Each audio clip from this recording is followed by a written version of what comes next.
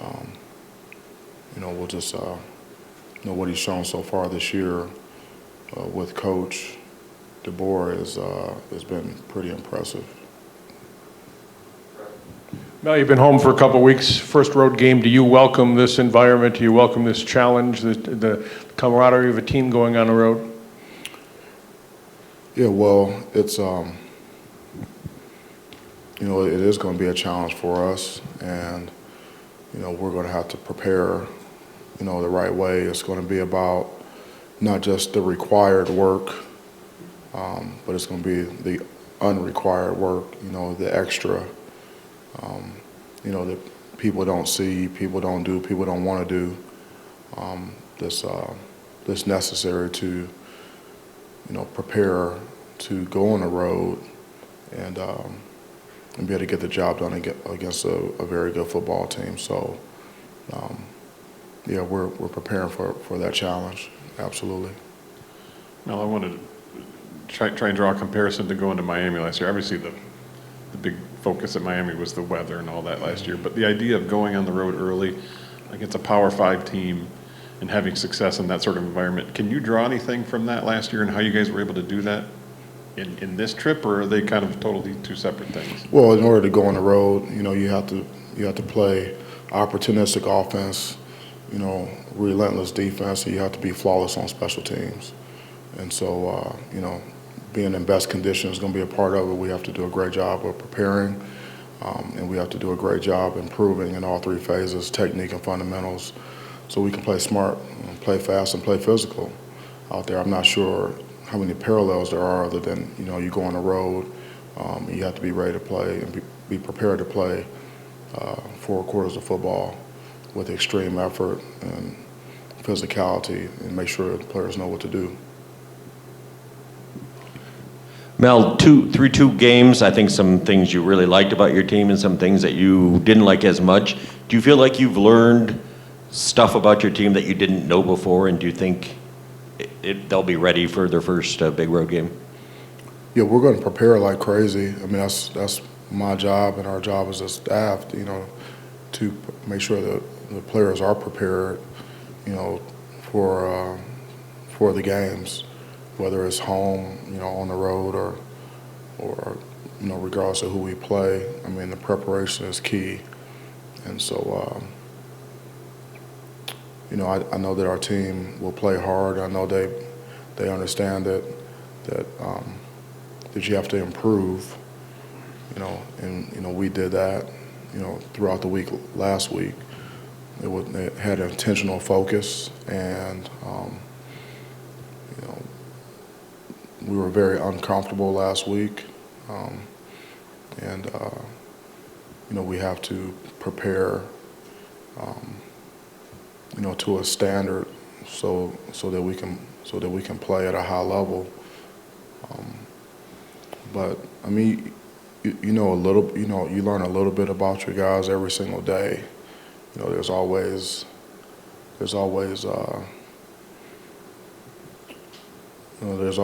more information, and then you see individual players develop and emerge, and then you see the team, how the team responds to adversity and how the team handles success. And so I'm encouraged by what I see so far, but right now we have one game. That's our focus, is one game, is Washington. It's a very good football team. They've had top recruiting classes, top 25 recruiting classes the last, 4 or 5 years. So they got really good players. Coach DeBoer has been successful everywhere he's been. He's an excellent football coach, and they have very good personnel, and that's a tough place to play. And so,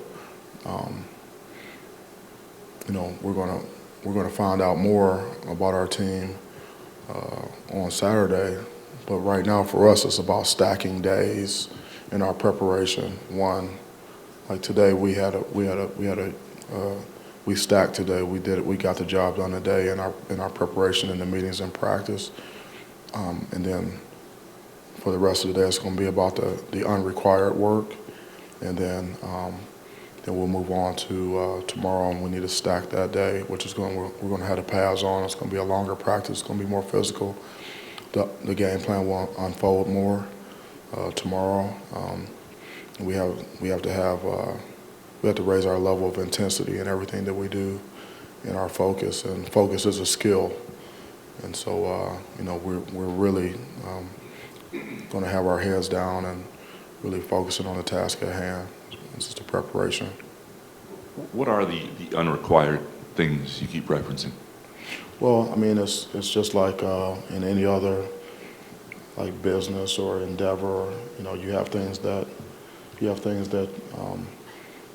are just things that are basically required, almost like the minimum, anything, and then there's extra work. And if you want to be great, you have to do extra things to get better.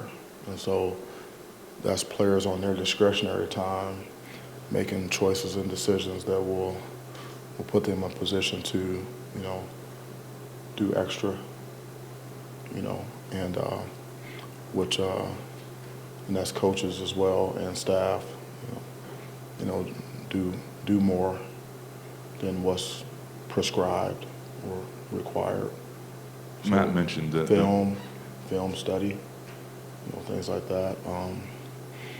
There's treatment, things like that. Your body is your business, so whatever you can do extra to take care of yourself. We're asking our guys to go to bed an hour earlier this week in preparation for the trip from east to west, and then obviously with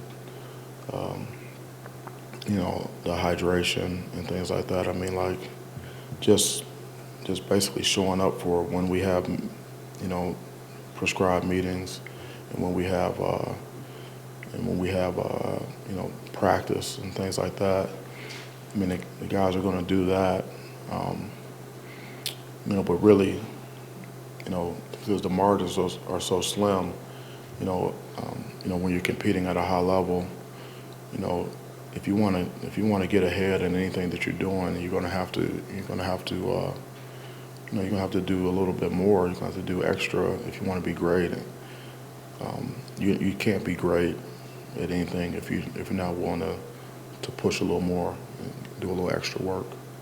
Matt mentioned the Miami comparison, and I'm wondering from a standpoint of what that, if you do go on the road and you're able to, you put in the unrequired things, which seemed like you did last year, and the, sort of the confidence and swagger that came out of that game. Is there an opportunity with a game like this, if you do those things, to be able to show the fruits of it a little bit? Yeah, I don't necessarily. Here's the way I see it. Like I told the players this morning, we're building the story of this year's team right now. Last year's team is gone, and we don't. That's a different team. This is a new team. This is a new season, and so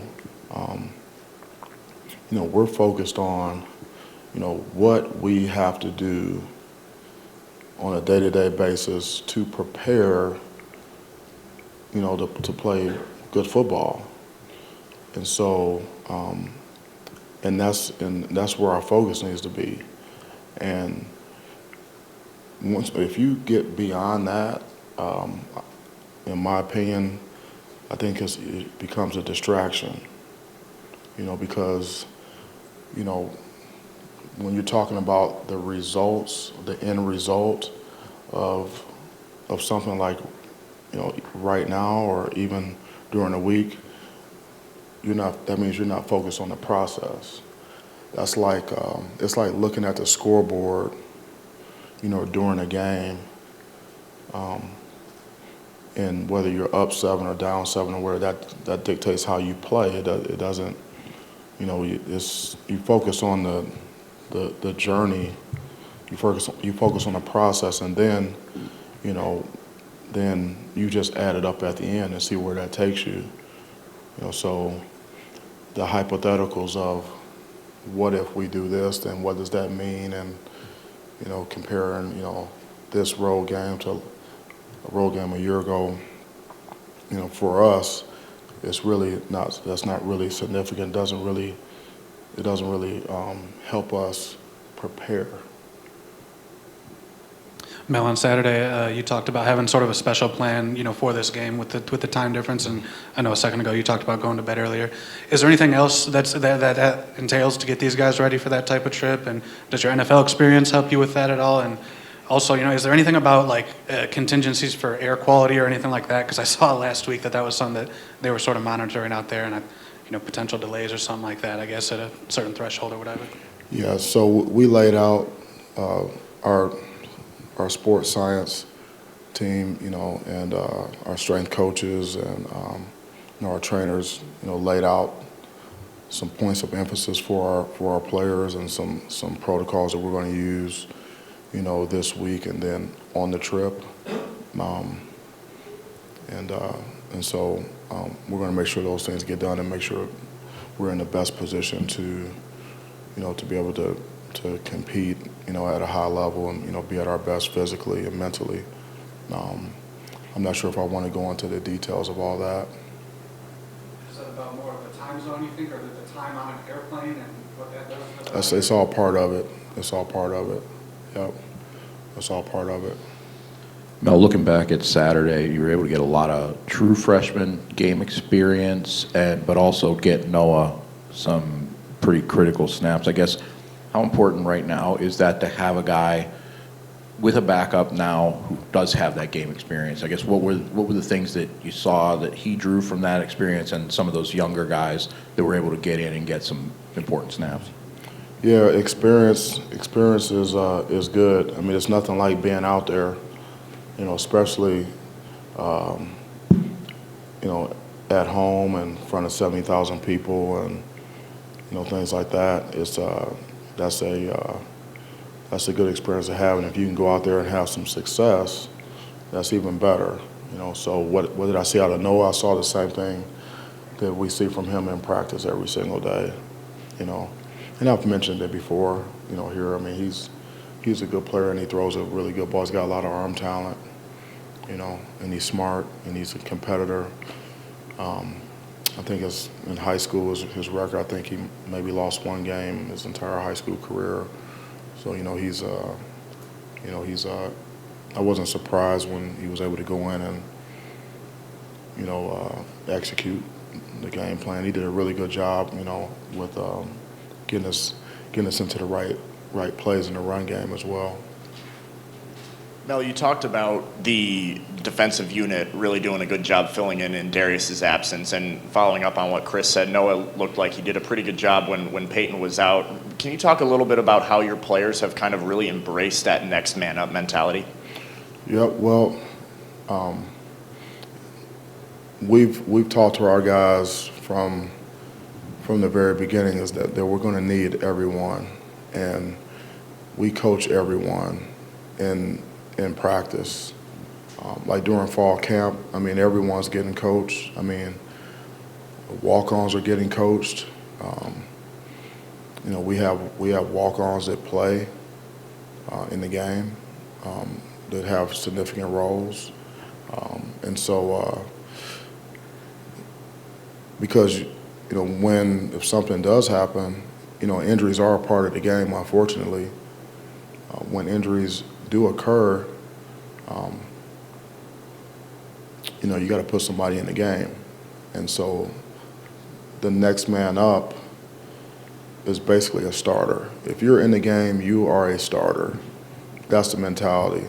So we have to prepare. We have to prepare our guys that way. And when you get an opportunity, you need to be prepared. You need to be ready. And because you don't, you have to make the most of the opportunity.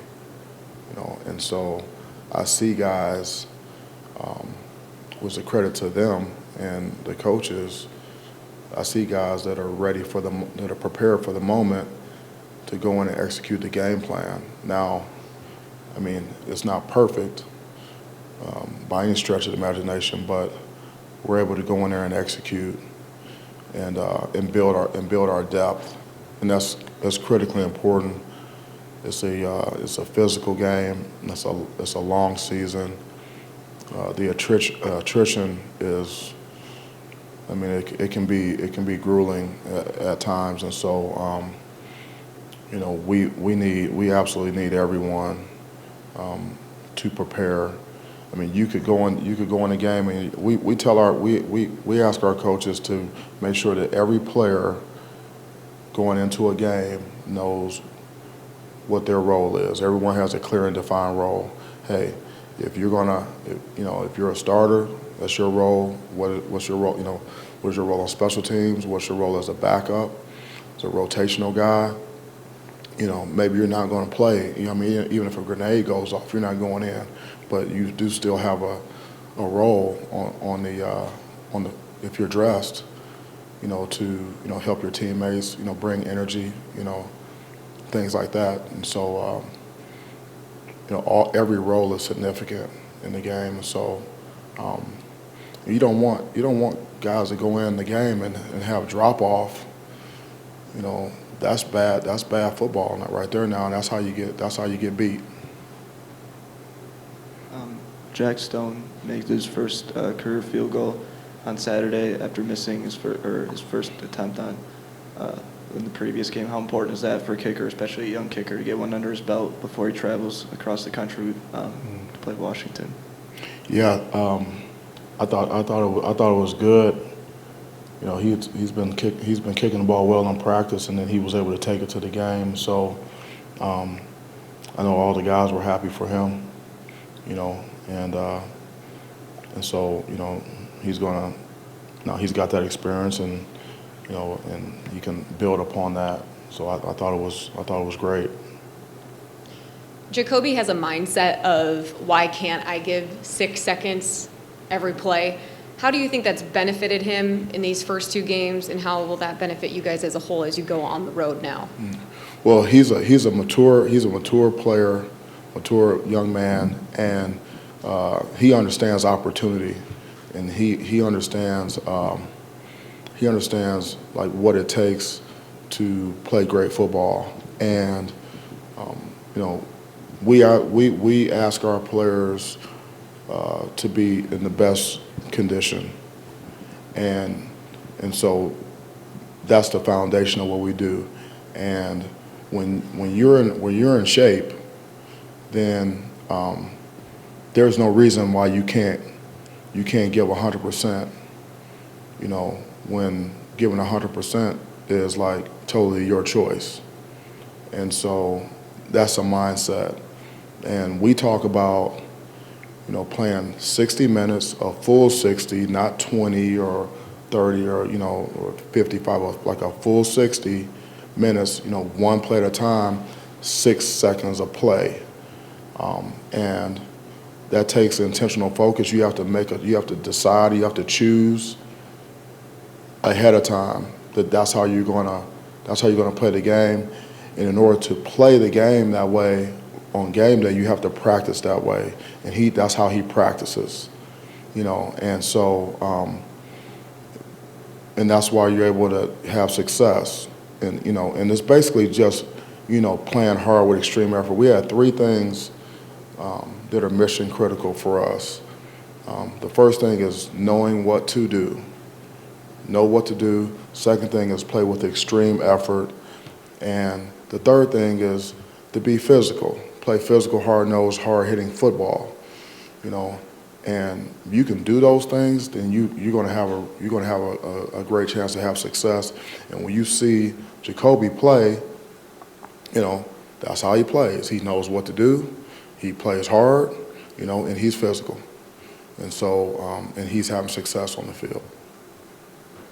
Mel, I see you're wearing the T-shirt of the week again.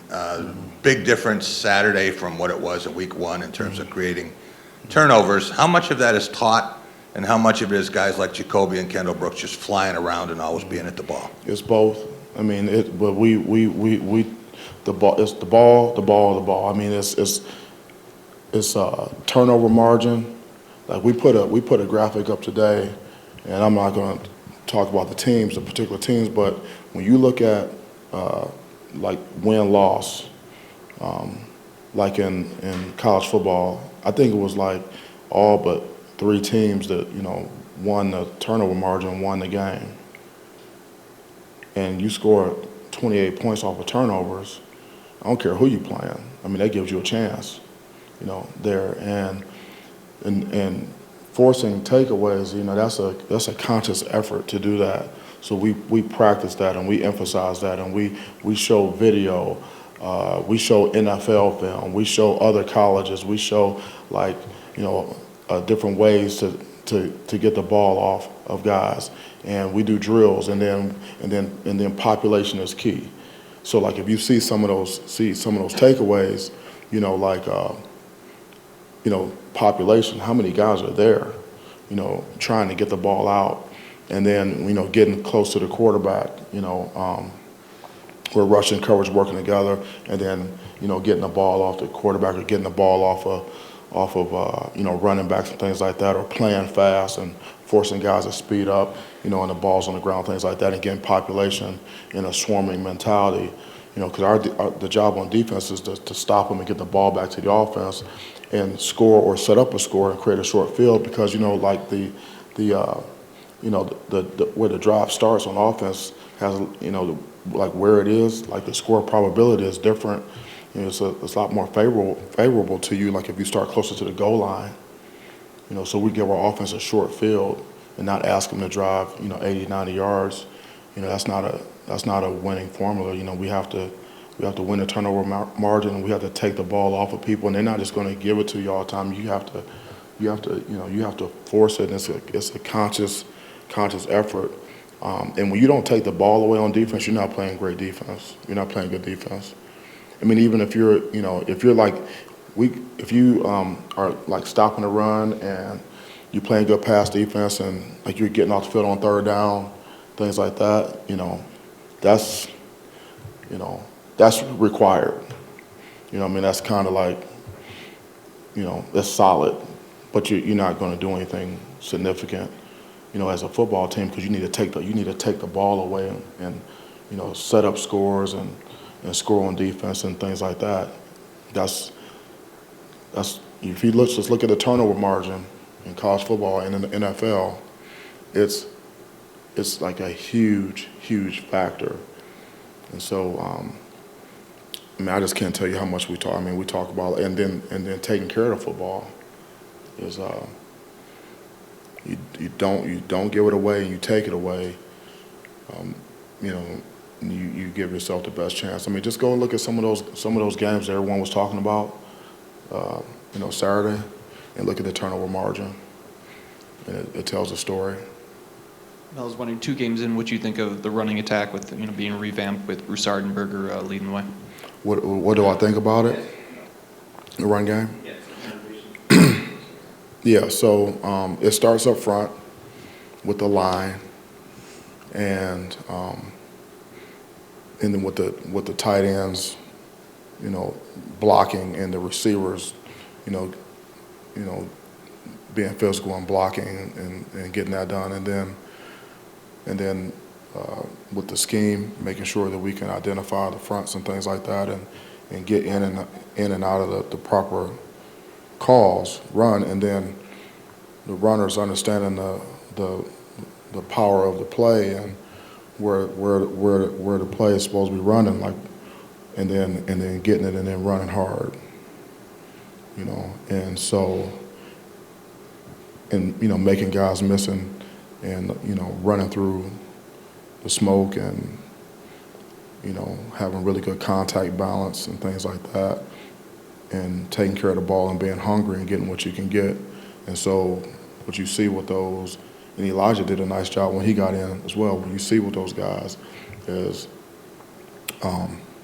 those guys are getting the ball and they're running behind their pads with some hat speed and getting their pass down there, and they're getting it, like they're getting vertical and getting tough yards.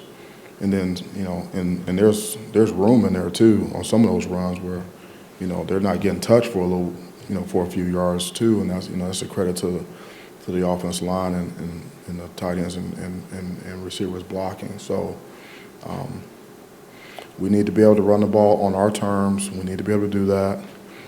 And it's, that's not the easiest thing to do in the world, but you have to be able to do that. If you're one-dimensional, you can't run the football. You can't beat good teams. You're gonna be in trouble if you're one-dimensional and guys are pinning their ears back, and pass rush and not honoring the run, and your play action doesn't work and things like that. I mean, it's just a bad situation. So we need to be able to run the football, and so far it looks like we're making some progress with that, and we're able to get some yards.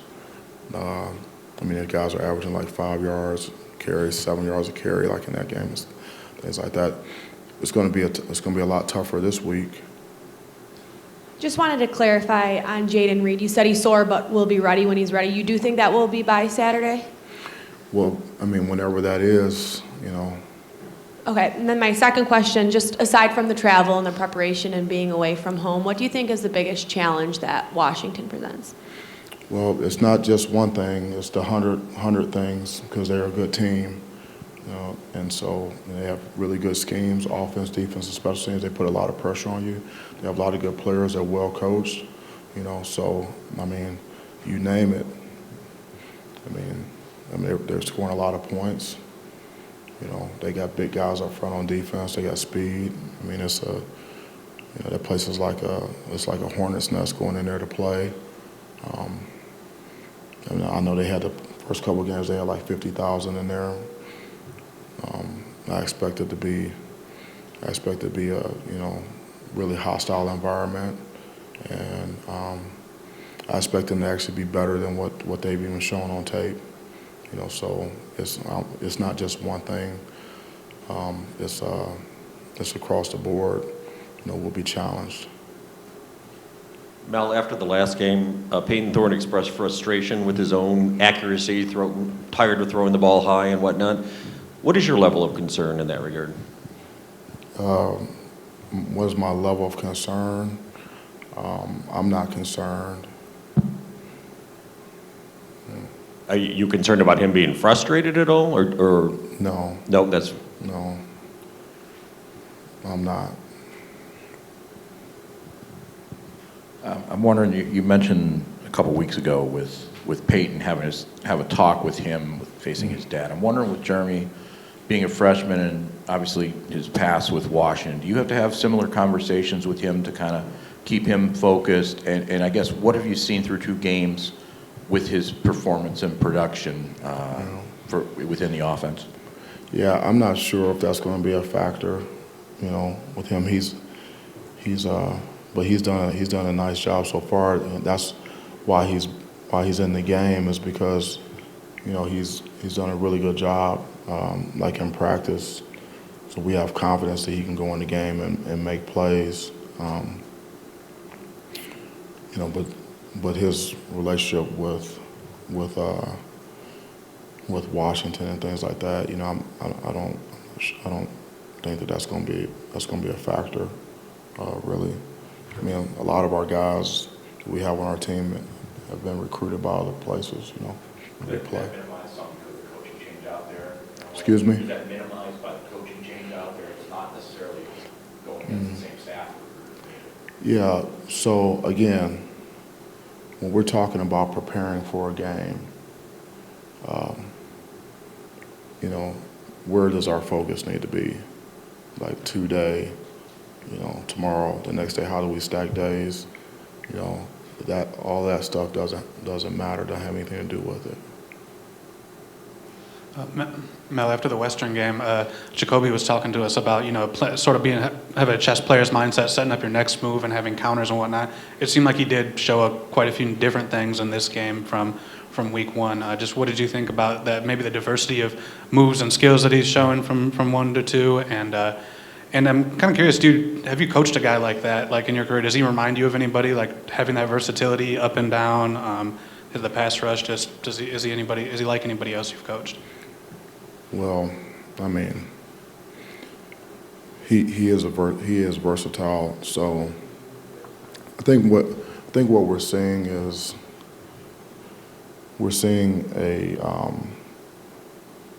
a young man that has shown, high level pass rush ability. He has, demonstrated that, and which is good because it's hard to find good pass rushers. And so when you see that, you look at it and say, okay, well, I think this guy that looks good. And then, and people are asking me, and I'm telling them that it's real. It's real. He can do that. So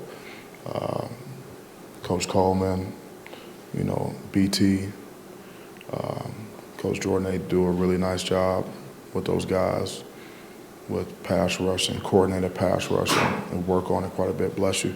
And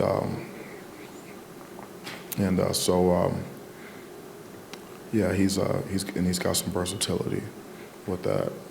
It's all about what we do next. It really is. I mean, last season we started the season having the press conferences on Tuesday. And, we practice in the morning, and so and I was just having a hard time with that because when I would come here on Tuesday, we would had already had 2 practices on the next opponent. I was still fielding questions about the last game, so that's why we're doing it today, and we've already had our first practice on Washington, and so I get it that that's part of it is to talk about the last game and things like that, So what we saw at Jacoby is legit, deal, rush and stuff like that. But right now it's completely about what we do next. Nothing matters about any of that for us. Whether it's him or me or anyone else, it's all about stacking today. We've got this 107 or whatever. We got a lot of work to do today. A lot of work. I mean, it's not even, the day hasn't been stacked yet. So, but if you have any more questions about Akron, I'll be happy to answer them. Real quick, does Jacoby remind you of anybody you coached? No, he's not that I've coached. I mean, been around quite a few players, but even the scouts they always ask you because it's all about a comparison. Like, okay, does he remind you of this guy or that guy? So you can kind of, because you have to try to put him in like, okay, height, length, body type, this, that, and so I can't say that anyone comes to mind, at this point, but at some point, someone may pop into my head and say, oh, he reminds me of such, but that hasn't happened yet. Yeah. Hey, Mel, this isn't technically an Akron question, but I'm kind of spinning. Hey, that's why I'm here. I'm spinning it forward. Jaden Reed had the punt return for a touchdown. It was called back. Even with that being said, are you encouraged with what you've seen with your return units through the first 2 games? Yeah, we were. That's a no, I guess. Have I been impressed? Yeah, well, yeah. Have you? Or, no, I said, have you been encouraged? Encouraged? Yeah, Yeah. that's a little bit different. Yeah, no, we were encouraged. I mean, that's a shame because that was a really good return, and guys were playing hard, so it was just unfortunate that got called back. But we showed punt returns, NFL punt returns for touchdowns and kickoff returns for touchdowns last week in the meeting. Like, we were ready to pop. We were like, hey, this is the week. The practices have been good. Things are starting to come together. Some of the timing and guys getting on guys, and then we had a returnable ball, and so we are encouraged with that, and then we were close, like on it didn't look like it, but we were close on a kickoff return also. It was just we had a mechanical issue, and you know, the off returner was trying to catch the ball, and then, I mean, it kind of got clogged up in there, but we had everything else was kind of blocked up, so we just got to keep chopping, you know, on this return game, because that's huge, that's field position, you know. A cumulative two-game question. You said all camp and right up until the opening game that you really loved this team. I don't think you say that about all teams. 2 games in, I assume that hasn't changed. Well, I haven't had that many teams. Well, okay. Do you love them all? I guess the question is, what's the ingredient you really like about this team? I like that we can have real conversations all the time. You know, it's just a truth program. I mean, we have real talk in the meetings and on the field, in the locker room after the game, before the game, at the hotel. I mean, it's straight down the middle, you know. And that's what I love about this team. And you can do that when players or coaches don't get offended, you know, when we're talking about the truth, you know. And it goes both ways. I mean, Chuck Bradley, I mean, he's on my butt, like, right before the half, telling me I need to stay neutral, you know, because he told me I tell guys, I say that we don't need all these gyrations like we talk about in practice and in games, and he texted me, he said they were exaggerations or whatever, so I knew what he meant, you know, because I was animated before the half, and he's on me about being neutral, like during the game, you know. And then he sends me a photo of me in the air, jumping in the air with like a little bunny rabbit on the deal. You know, he texted that to me, you know. Yeah, it was something. It was a bunny rabbit head, you know. That's coming from Chuck. So how can you not love that? You know, holding the player, holding the coach accountable for being neutral, you know, on the sideline during the game, you know. So it's the truth, you know, and so I'm not offended, and certainly he's not offended when I coach him. And, you know, so it goes both ways, so I love that about this team. Did you become less animated? Pardon me? After he did that, did you become less animated? Well, that whole moment was over, and there was not another opportunity for me to be that way, but certainly, you know, I mean, the message was clear, was that, you know, he wanted me to just calm down, you know, stay focused, and focus is a skill, so we all need to continue to get better and practice that. How far off the ground? Well, it was hard to tell, but the picture, I think he sent, there was some error, but I think they took the photo when I was on the way down. Thank you so much. I appreciate you. We'll see you next time.